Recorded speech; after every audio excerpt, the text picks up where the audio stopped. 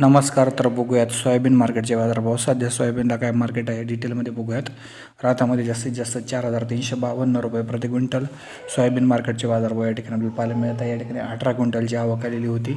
एकंदरीत जर बघितलं तर जे सोयाबीनच्या बाजारभावामध्ये मोठा फरक या ठिकाणी आपल्याला पाहायला मिळत आहे. क्विंटल मागे 100 ते 200 रुपये बाजारभाव वाढताना आपल्याला पाहायला मिळत आहे. मालेगाव वाशिममध्ये जास्तीत जास्त 4,400 ते कमीत कमी 4,250 रुपये मार्केट आहे.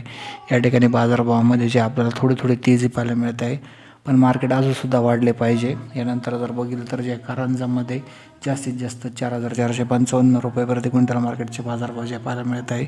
या ठिकाणी 4,000 क्विंटलची आवक जवळपास आलेली होती.